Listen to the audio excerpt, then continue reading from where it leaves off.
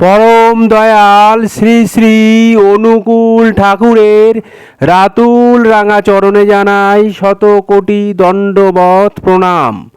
জয় গুরু সকল ইষ্টপ্রাণ দাদা ও মায়েরা। আশা করব ঠাকুরের কৃপায় আপনারা সকলে ভালো আছেন, সুস্থ আছেন। আজকে আমরা ইষ্ট প্রসঙ্গে আলোচনা করব যাদের সুগার দেখা দিয়েছে তাদের কোন বিশেষ খাবার গ্রহণ করা উচিত এবং কোন কোন খাবার গ্রহণ করা উচিত নয়। যারা মাছ মাংস গ্রহণ করেন তারা এই মাছ মাংস খেয়ে কি সুগার কমাতে পারবেন, সুগারকে নিয়ন্ত্রণে রাখতে পারবেন? আর যাদের এখনও সুগার ধরা পড়েনি বা যাদের সুগার বর্ডার লাইন ছুঁয়েছে সবে, তাদের কোন কোন খাবারগুলো গ্রহণ করলে সুগার হবে না, সেই গুরুত্বপূর্ণ বিষয়গুলো আজকে আমরা আলোচনা করব। বর্তমানে সুগারের সমস্যা কিন্তু প্রায় 100 জনের মধ্যে 80 জনের দেখতে পাওয়া যায়। সুগার আজ সারা বিশ্বে মহামারীর আকার ধারণ করেছে। বর্তমানে এই সুগারটা এত ভয়ানকভাবে দেখা দিচ্ছে প্রায় অধিকাংশ মানুষের মধ্যে যে খুবই চিন্তার কারণ হয়ে দাঁড়িয়েছে। এই সুগার জিনিসটা অত্যন্ত ক্ষতিকর আমাদের প্রত্যেকের জন্য। সুগারকে সাইলেন্ট কিলার বলা হয়, যে চুপি চুপি আমাদের শরীরের অধিকাংশ জিনিসকে প্রায় শেষ করে দেয়। পুরো উইপোকার মতো আমাদের শরীরটাকে খেয়ে নেয় যদি না আমরা এই সুগারকে নিয়ন্ত্রণে রাখতে পারি। এই ভয়ানক একটি রোগ থেকে আমরা কিভাবে দূরে থাকব সেটা আমাদের আগে জানা উচিত। যাদের অলরেডি সুগার দেখা দিয়েছে তাদের একটা নির্দিষ্ট নিয়ম মেনে চলতে হবে।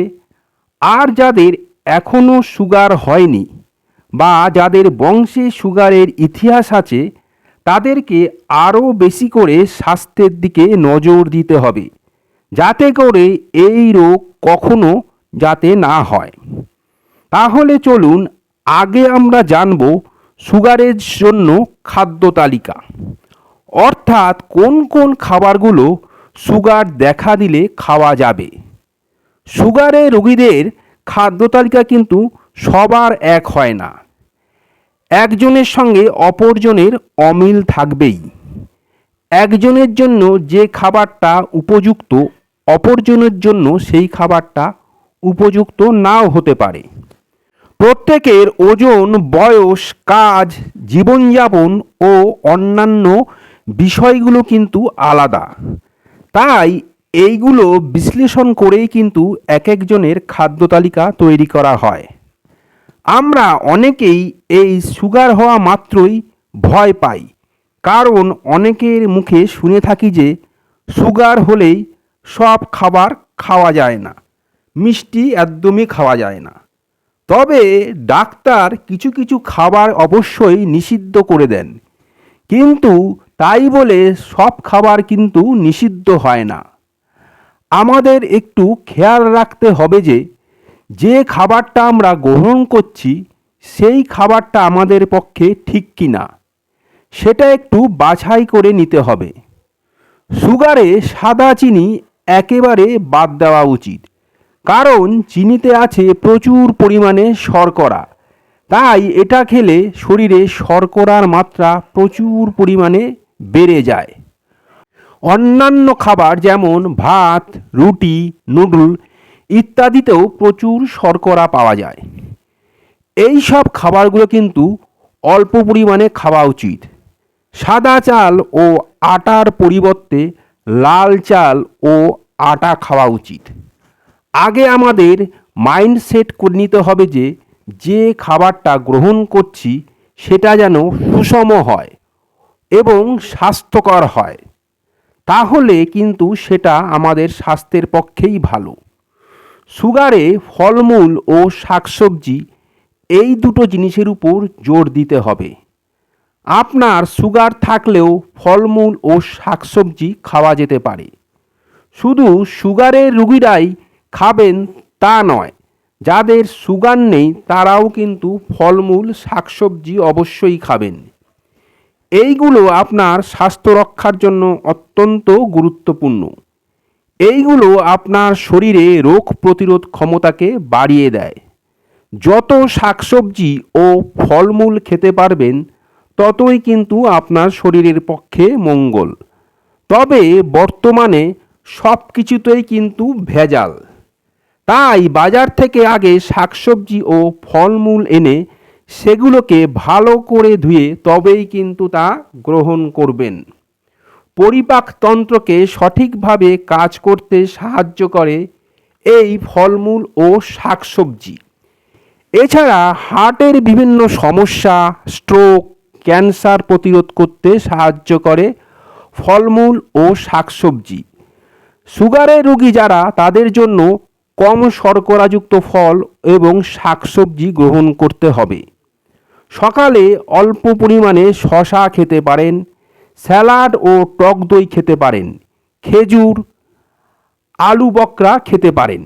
সবজিতে গাজর, মটরশুঁটি এবং সবুজ জাতীয় সবজি খাবেন। মাটির নিচের সবজি আপনারা কম খাবার চেষ্টা করবেন। লাউ, পেঁপে, বাঁধাকপি, ব্রোকলি, লেটুস এগুলো কিন্তু আপনারা খেতে পারেন। এবার আমরা জানব শ্বেতসার সমৃদ্ধ খাবার কোনগুলো। লাল বা বাদামি চালের ভাত, লাল আটার রুটি, ওটস এগুলো জটিল কার্বোহাইড্রেট সমৃদ্ধ খাবারের উদাহরণ। এছাড়া আলু, ভাত, রুটি, লাল রুটি, পাস্তা, পাউরুটি, কাঁচা কলা ইত্যাদি। শ্বেতসার সমৃদ্ধ খাবার হলো অতিরিক্ত ফাইবারযুক্ত খাবার, যেটা আমাদের পরিপাকতন্ত্রকে সুস্থ রাখে। শ্বেতসার আমাদের শরীরে ধীরে ধীরে শর্করার পরিমাণ বাড়ায়। এবার প্রোটিন সমৃদ্ধ খাবার কোনগুলো জেনে নেওয়া যাক। যেমন সয়াবিন, রাজমা, ছোলা, মটর, বাদাম। অল্প পরিমাণে বিভিন্ন শাকসবজি এবং ফল গ্রহণ করবেন। তবে যাদের সুগার হয়েছে তারা বাদাম আর খাবেন না। কোন প্রোটিন খাবার ডায়াবেটিস রোগীরা গ্রহণ করতে পারেন? ডিম, মাছ, মাংসে প্রচুর পরিমাণে প্রোটিন থাকে। এগুলো পেশিকে শক্তিশালী করে। তবে রেড মিট, খাসি, ভেড়া বা প্রক্রিয়াজাত মাংস এই ধরনের জিনিসগুলো খাওয়া কমাতে হবে। রেড মিট খাওয়া যাবে না বা প্রক্রিয়াজাত মাংস খাওয়া যাবে না। আপনারা সামুদ্রিক মাছ গ্রহণ করতে পারেন। সামুদ্রিক মাছ হৃদরোগ প্রতিরোধে সহায়তা করে। আপনারা তৈলাক্ত মাছ ও সামুদ্রিক মাছ গ্রহণ করতে পারেন।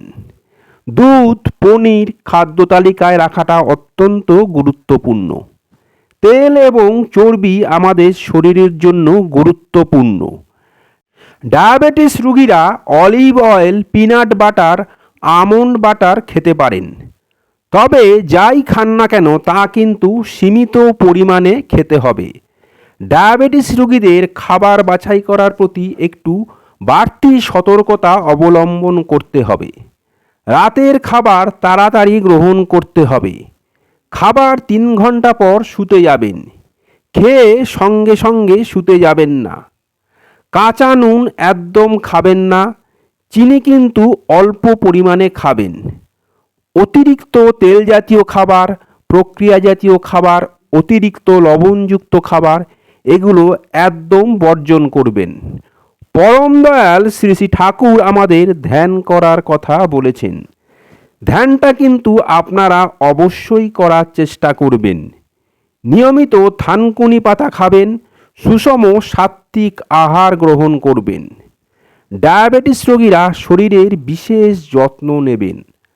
আপনারা কায়িক পরিশ্রম করবেন, প্রত্যহ অন্তত আধ ঘন্টা হাঁটাহাঁটি করবেন এবং এটা সপ্তাহে অন্তত 5 দিন করবেন। রাতে অন্তত 6 থেকে 8 ঘন্টা ঘুম নিশ্চিত করবেন। যে কোনো রকম স্ট্রেস, টেনশন এগুলো থেকে দূরে থাকবেন। এইগুলো যদি আপনারা ঠিকঠাক মেনে চলেন তাহলে দেখবেন আপনাদের সুগারটা নিয়ন্ত্রণে থাকবে এবং আপনাদের সুগারের জন্য শরীরের আর কোনো রকম জটিলতা আসবে না। আশা করব আজকের ইষ্ট প্রসঙ্গ আপনাদের ভালো লাগবে। আজকের আলোচনাটা ভালো লাগলে লাইক করবেন, বেশি বেশি করে শেয়ার করবেন যাতে আরও অনেকেই উপকৃত হন। আমার চ্যানেলটা সাবস্ক্রাইব করবেন এবং আমার পাশে থাকবেন। এরকম আরও অনেক অজানা ঠাকুরের তথ্য নিয়ে যাতে আপনাদের সামনে হাজির হতে পারি। আপনারা সবাই ভালো থাকবেন, সুস্থ থাকবেন, আনন্দে থাকবেন, খুশিতে থাকবেন। ঠাকুরের কাছে সদা সর্বদাই এই প্রার্থনা করি, ঠাকুর সর্বদাই আপনাদের যেন ভালো রাখে, সুস্থ রাখে। কালকে আবার ঠাকুরের নতুন তথ্য নিয়ে আপনাদের সামনে হাজির হব। জয় গুরু, বন্দে পুরুষোত্তমম।